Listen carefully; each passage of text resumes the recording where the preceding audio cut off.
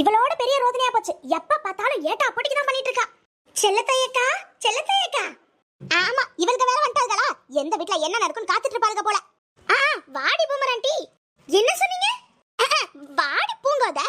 என்னக்கா காலையிலேயே டென்ஷனா இருக்க? ஆமாண்டி, எல்லாம் அந்த சின்ன பொண்ணாலதான். ஏன்க்கா என்னாச்சு?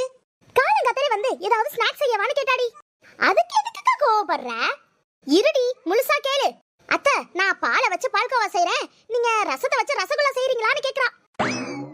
உனக்காவது பரவாயில்லக்கா, அதையாவது செய்றேன்னு வாயை திறந்து சொல்றாளே. என் வீட்ல அடுப்பு பத்த வைக்க சொன்னா சிலிண்டரை பத்த வச்சிட்டு இருக்காக்கா. நம்ம யார்கிட்டடி போய் சொல்ல முடியும்? சொன்னா நம்மளதான் கொடுமைக்காரின்னு நினைக்கிறாங்க. ஏமா மருமவளே, ஒரு கப் காஃபி கொண்டு வா. தோ வரேன். இந்தாங்க காஃபி. என்ன மருமவளே, இன்னும் கோபமா இருக்கியா? அதெல்லாம் ஒண்ணும் இல்ல. சரிம்மா, ஏன் மேலதான் தப்பு, சாரி. சரிங்க அத்தை, அந்த காஃபியை கொடுங்க. ஏன் மருமவளே? அதுல சூடு இல்ல அத்தை. பரவாயில்லம்மா, இருக்கட்டும். ஷோ அத்தை, அதுல சக்கரை கொஞ்சம் கம்மியா தான் போட்டிருக்கேன். பரவாயில்லம்மா, அட்ஜஸ்ட் பண்ணிக்கிறேன். நீ எப்படி கொடுத்தாலும் எனக்கு நல்லா தான் இருக்கும்.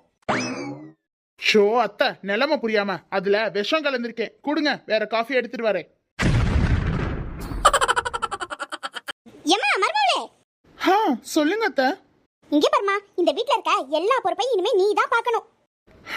சரிங்க அத்தை. வீட்ல சமைக்கிறது, பாத்திரம் விளக்குறது, வீடு தூத்துறது எல்லாம் நீ தான் செய்யணும். சரிங்க அத்தை. இங்க பாரு, அது மட்டும் இல்லாம துணி எல்லாம் துவைக்கணும். துணி எல்லாம் கையில துவைச்சாதான் எனக்கு பிடிக்கும், வாஷிங் மிஷின்ல போட்டாதான் பிடிக்காது, சரியா? சரிங்க அத்தை. சரி, இப்ப போய் ஆகிற வேலையெல்லாம் பாரு. சப்பாடா, எல்லா பொறுப்பையும் மருமவள் தலையில கட்டியாச்சு.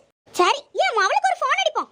ஹலோ ராதிகா, என்னடி? நான் போன் அடிச்சா பேசுவியா, இல்லனா நீ பேசவே மாட்டியா? அம்மா, நீ வேற சும்மா நொய் நொய்னு. என்னம்மா? என்னடி மகாச்சு, ஏன் இப்படி பேசுற? ஆமா, இந்த மாமியார் கேவி எல்லா வேலையும் ஏன் தலையிலேயே கட்டிருச்சு. ஆமா, உனக்கு ஏதாவது சொன்னா மட்டும் கோபம் பொத்திட்டு வந்துரும். கல்யாணம் ஆகி 6 மாசத்துல மாப்பிளைய தண்ணி கொடுத்தன கூப்பிட்டு வருவியா? இன்னும் உட்கார்ந்துட்டு இருக்கா பாரு, வேலையை செஞ்சு கொடுத்துட்டு. இங்க பாரு, உனக்கு இதெல்லாம் சரிப்பட்டு வராது.